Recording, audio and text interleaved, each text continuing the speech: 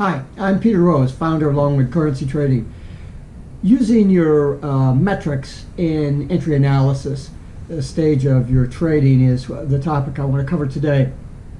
And if you've been watching some of my previous videos, I just did one on the metrics that I use and sort of how they're calculated and what the results of my metrics were in 2022. This is early February of 2023. And I got a quick comment from somebody, an email that I communicate with, and wanted a little bit more detail on how they could actually use those metrics, or what the ramifications were of the metrics as opposed to the trading itself. And so I thought I'd address that just using the win-to-loss ratio, because I think that's one of the more critical metrics that we have at our disposal to give us an idea of our consistency. And that's really what we're talking about, is being consistent traders. Whether you're trying to get 10 bucks a day or 1,000 bucks a day, it really doesn't make any difference, because it's the consistency that's critical. To make more money, you just throw more wood on the fire, right? You just put more money in your account, but you stay with the same trading plan that you have. How do you determine that the trading plan is valid? Is a reflection of your trading metrics. I mentioned that in the other video that I did, but that unfortunately it's kind of a conundrum as to, since the metrics don't create the trading success, the metrics are just a reflection of your trading process. And so if you are trading badly, you have crappy metrics. If you trade well, then you have good metrics. And it isn't just one metric that's important. And I outlined 4 of them in my last video: win to loss, average win value, per trade expectation value, and then the return against risk. And I just want to look at the win to loss. There's 15 more or so that I look at when I run my transaction report from my broker against a computer program that I wrote to do that. And so it produces those metrics. In fact, I just updated that and kind of added some more detail to it that really helps flush out what you're doing from your trading. You know, when you get involved in your trading on a daily basis, it's very hard to, even if you're taking notes and stuff, it's very hard to back out of that and look objectively at the whole thing. When I trade, I used to record every transaction or every position, closed position, during the day. You know, I went in at this value, I came out at this value, closed the position, and it did so much, and my bank size, my risk was so much, and all I do right now is I do it on a daily basis, because I know I'm not just going to be trading for 6 weeks. I'm going to be trading for years and years. And so what I do on a daily basis is a good reflection of whether I've got the consistency over a long period of time or not. You can run hot for a week or 2 weeks and think that you just can't get impinged on. You could run that way for months if you don't trade a lot. Or if you happen to luck into one of those long periods of trends that we very rarely see anymore. You still see trends, but the consistency of that trend only lasts about maybe a third of the time, 30% of the time. The rest is chop or retracement or whatever. In today's markets, we don't see the consistent trends that we used to see 15 years ago. What we're seeing today is a trend that gets going, and it might go for I don't know, you might get 2 or 3 days, and all of a sudden you get a couple of hundred pip retracement. And if you're a retail trader, you don't want to be there on the other side of a couple of hundred pip sour move at 10 bucks a pip, you know, unless you've got really good risk management. But most of us don't when we get started, right? and you let those losers run a little too far, and then when you get a loser that comes back, or you get a winning trade, you say, "Oh, I'm going to take that winning trade." And so, even though you might end up with a good win-to-loss ratio, you're losing more when you lose than the accumulation of the wins when you win. You win $5 every time, and when you win $5. Let's say if you're 90% win-to-loss ratio, you win $5 9 times out of 10, and you lose $200 the other time, or $500 the one time you lose. So the win-to-loss ratio, as I mentioned in that other video, isn't the dominant criteria, and once you get a good win-to-loss ratio, you're all set. You do need other metrics that balance those out. And this video isn't about balancing metrics, it's about that win-to-loss ratio and how you can use that to work on improving your trading. When you get started, you probably have an upside-down win-to-loss ratio. You might be a 40 winner, 60 loser, or you might be 70 loser, 30 winner.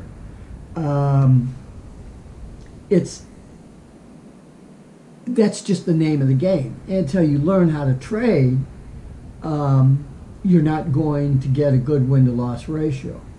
And unfortunately, most of you are in a hurry, or you're listening to a lot of these people saying, "Oh, you know, all you got to do is make 2% on your money a day and you'll be a multimillionaire in 18 months, starting with a $5,000 account." Yeah, that's true. You know, at 200 to 1, you can do it quicker than that, but you're not going to win 2% on your money. I mean, that's just not feasible. You might get a 2% day out of your trading every now and then. You might get a 10% day out of your trading every now and then. But if you're not careful, you'll get the same in losing. And if you lose a 10-banger, you're going to have a hard time making that up. Remember, you can't trade with shitty metrics and say, "Well, I'll make it up on the upside as to what I lose, even though I lose a lot. I'll just, you know, over the long run, I'll be okay." Well, you're not going to be okay. The problem is, when you're winning, you're adding to your bank, and you can compound that and do all kinds of cool stuff. But when you lose, you have to ask yourself, if I lose 50% of my account, what do I have to make as a percentage just to break even? You have to make 100% on the remaining 50% in order just to get back to break even. So those win-to-loss metrics by themselves could lead you off the edge of the cliff in your confidence in your great ability as a currency trader. The win-to-loss ratio over a big sample size of trades, at least 100, will give you an idea of the consistency of your trading. If you're a position trader, you're not even going to do 100 trades a year. You know, you're really not 100 positions a year. I just traded. I was in a lot of the trades in 2022 that I had were carry trades. They were long-term trades. Some of them were over a month. And so you don't get very many trades. I had 577 transactions, but I only ended up with 127 positions. And as soon as I did, and I didn't really realize that, as soon as I did those metrics the other day, I went, "Holy shit, this isn't really a good thing." Even though my win-to-loss ratio came out to be 75-25, the fact that I had only done 127 positions was an indication that I'm not applying my trading plan in the correct manner, that I'm holding trades over. And according to those metrics, the majority of the losers that I had, and the largest losers that I had, were all carry trades. I had some really big winners, but to the majority, they were losers. And so using those metrics, and particularly looking at that win-to-loss ratio, I've got a 75-25 win-to-loss ratio, but my per trade expectation value was very low. Well, what does that tell you? It simply means that some of those losers are probably bigger, and they were, than the winners. Not enough to take out. I had an average return against risk last year of 46%, so I did okay. But before I had my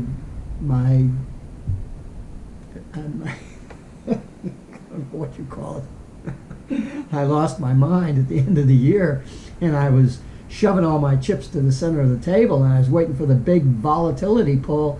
I had made $30,000 the month before, and so I was pushing all my chips to the table, looking for that repeat of that magnificent thing. Yeah, and just took a big flush. And so that win-to-loss ratio is not really indicative of the way that I was trading and pushing all those chips to the center of the table and then holding a little too long, or holding on to loser too long, or just having to hold the trade for a month, which is 20 trading days, and I end up making I'll make $6,000 on the trade. Woohoo! I made $6,000, and that's great. But it took me 20 days to do that. So you divide the 20 days into 6,000, that's to make $300 a day, right? And when my average win value is $800, to make $300 on a carry trade a day, I'm not being efficient with my time. And again, those are looking at those metrics to say, well, what am I doing? What am I doing that's not consistent with the consistency that I built up in the past in my trading? What was the consistency that I was running to have a 91% return against risk before this big flush out that I had? Well, the reason that you have, first of all, you want to accumulate a large amount of money as a return against risk is because when those opportunities come along, you want to be able to risk a lot of that. I mean, why have a lot of money if you're not going to risk it? You don't want to have $20,000 in your bank and your net worth that you're trading with, and you risk the $20,000 buying two full lots, or I don't know, if you're stupid and you're doing 200 to 1, you could run 40 lots out with that, right? But the point is that you don't do that. You don't take that $20,000 and put that at risk by pushing it to the center of the table on a fly. So if you had 60,000, then you trade with the 20, and then when the opportunity is there and it's already a runner and you're going, then you go all in. But you got to be willing to jack that out of there if it goes against you. You can't go and hope and prayer that I got all this money invested in the trade and it's going against me now, but it'll go back. It'll return to its previous point. Having a good win-to-loss ratio prevents you from doing that. And I think that wasn't the fact in my own trading last year, even with a 75-25 win-to-loss ratio, because the reason that my per trade value overall was low was because of the fact that I was pushing probably trades at the wrong time, and therefore the losses were a little high. And that reduces the average of what I'm making against my risk. I mean, the two things work together. The more that you risk, the more you stand to gain. But also, when you lose that, it's very detrimental against those metrics, and that shows up in your metrics. And it's hard after you take a big hit to step back and look at the whole picture. If you're a warrior, you go, well, that was a bad hit. I know my metrics are good. I'm going to go in again, which is what I've done before. I have a big loss, a horrendous loss. I'll go back in right away. There's no cool off period.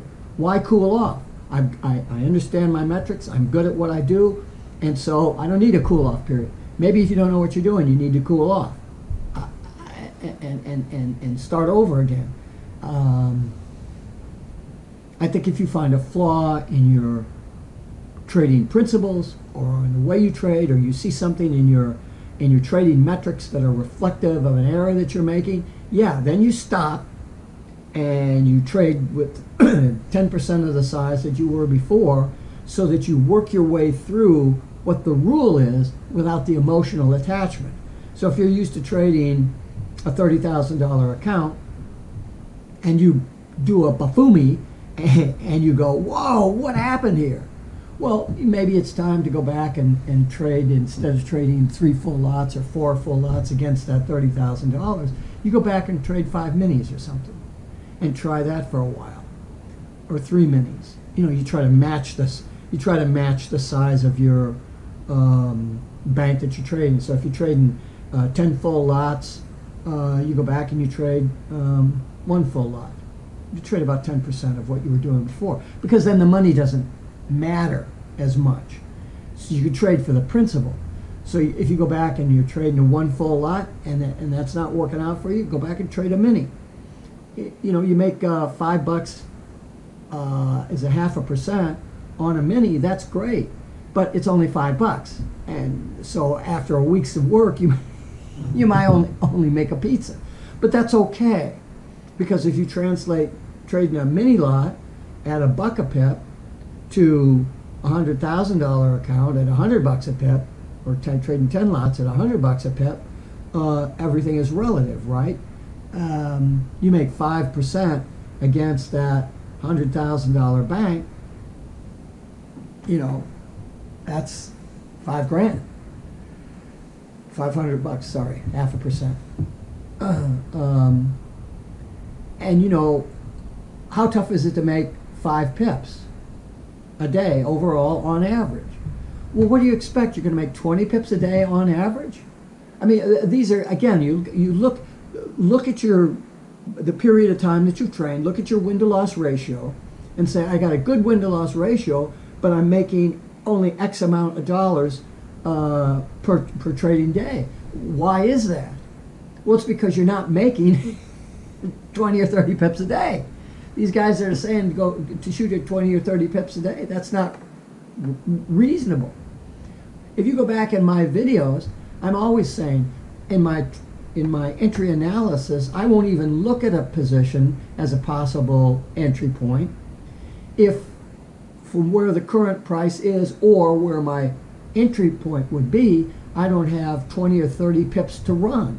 I've got to have 20 or 30. I got to have a 20 or 30 pip runway in order to justify taking the trade. Am I expecting and espousing the fact that I'm going to try to make 20 or 30 pips? I don't, in my wildest dreams, I don't think I'm going to make 20 or 30 pips. Could you? Do I? Yes, to both. Certainly. I made 100 pips. I made 200 pips. But you can't set out with every trade to say, oh, I'm going to make 20 pips. I got to have at least enough runway. You know, if I got a big jet, I got to have enough runway to make sure that I can take off. I don't want to say, oh, geez, you know, I need a 600-foot runway to take this plane off, and there's 500 feet, about,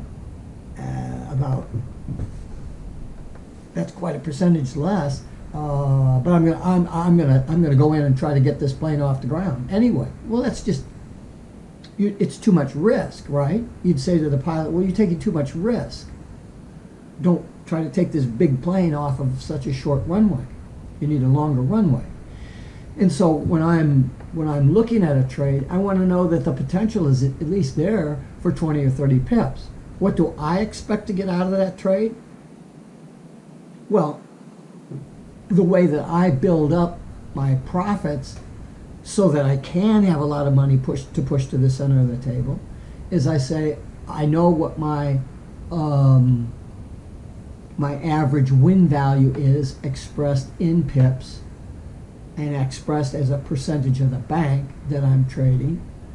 And so that's where I'm going to try to lock my stop.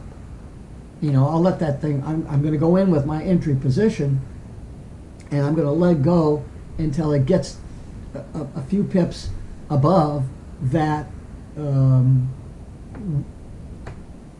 ideal point. And I'm going to bring my pips, and I'll bring that stop up to 3 pips above that, or maybe right on it, whatever. And if the price comes back, I get my money. Or if it's 3 or 4 pips below that, I get a pretty good amount of money. If my target value is $800, then you know I take $500, because if I can clip $500 a day and trade that 3 days a week, that's $6,000 a month. That's $72,000 a year. And so you look at, well, how much money do I have to make that $500?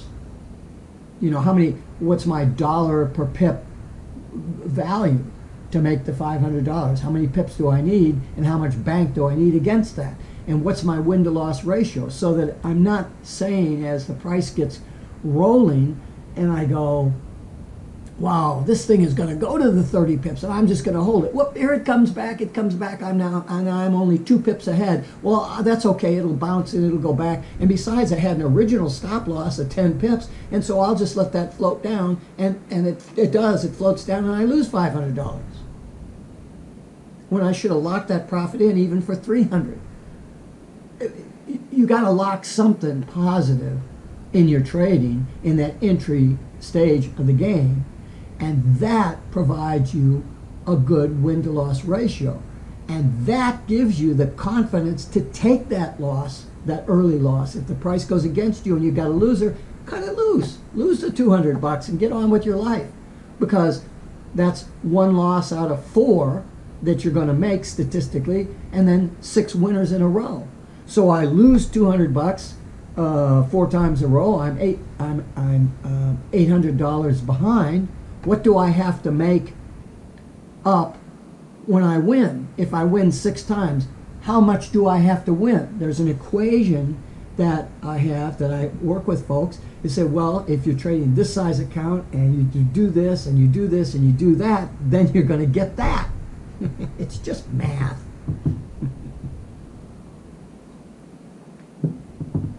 My wife and I play a lot of backgammon. And backgammon is an interesting thing, because you'd say, well, the dice are random and, you know, blah, blah, blah, blah. Well, yeah, the dice are random, but that doesn't mean that the tactical methodologies that you use in a game like backgammon aren't going to create a winner. Although the dice do run in waves against you or for you. So it's a really interesting statistical view of how random things work, and how you, with a better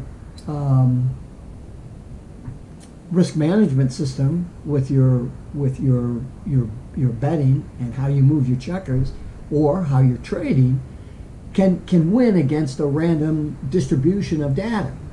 So it's rare that you're going to get 6 winners in a row and 4 losers, or 4 losers in a row. It's going to be random. But over 100 trades, you're going to say, I'm a 60-40 trader. 60 wins against the 40 losers. That's a good metric, a good way of looking at that metric that you're trying to use to look at the end result of your trading, or maybe over a month's period of time. You step back and you look at your daily sheets and you say, gee, I won $300 for the month, or $3,000 for the month, or whatever size bank you're trading for. I won $300 for this month. What's the percentage of that $300 win as opposed to the amount of money that I risk at each trade to do that? Now, you can't run these statistics the way that I run them if you're trying to compound, because the compounding throws all that shit off. And that's why I don't compound, and I don't suggest that you do it, because you're not getting true metrics. It's all about the math, and you know,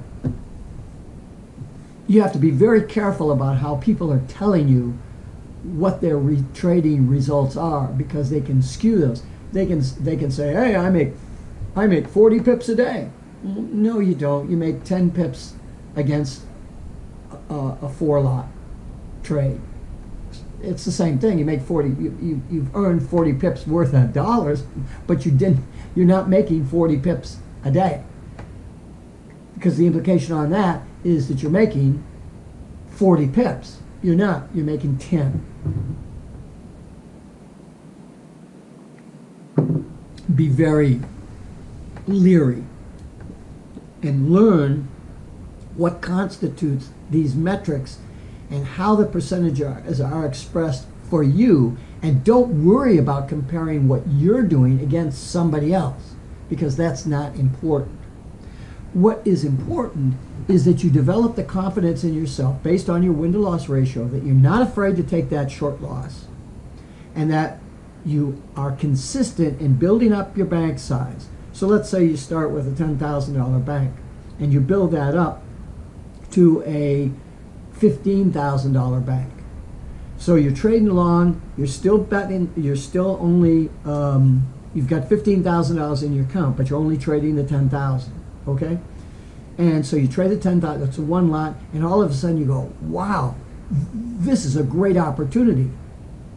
That's when you take the other 5,000 that you have in there and you add that to that trade.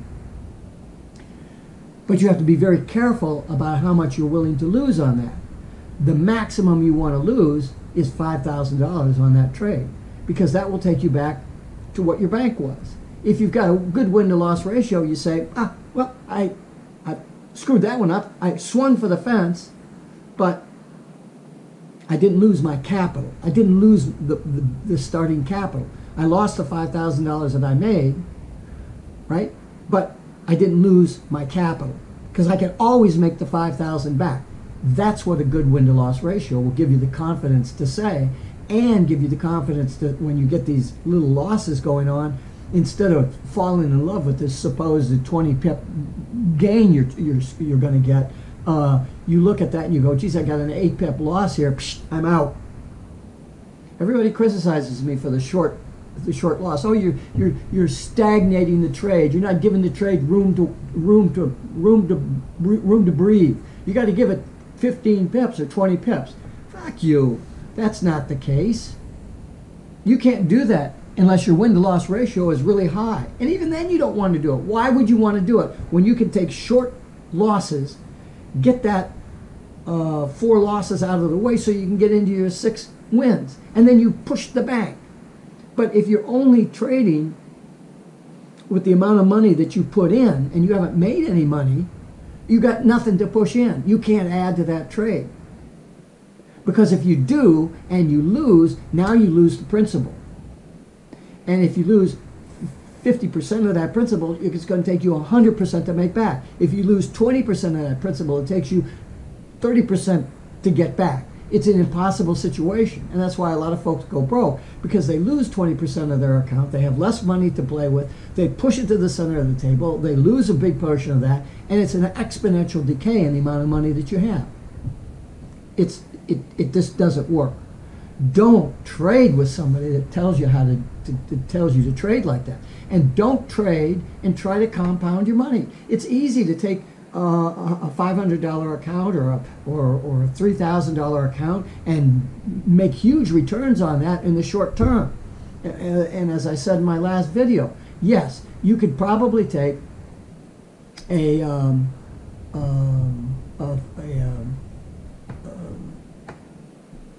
$100 account and turn that into,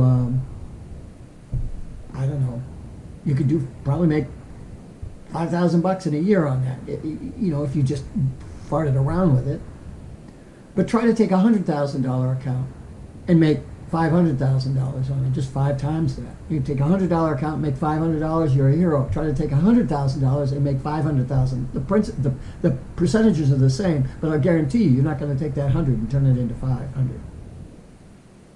And so you're really wasting your time trying to take a small account and learn how to make a big account out of it, because you can't use those same principles to take a really big account and make it a really, really, really big account, because you're taking too much risk. You're not afraid to take the risk when you're trading the small account, but when you're trading $100,000 and each pip is worth $100 and you really don't know what you're doing, you're going to have a tough time. You're going to lose your money.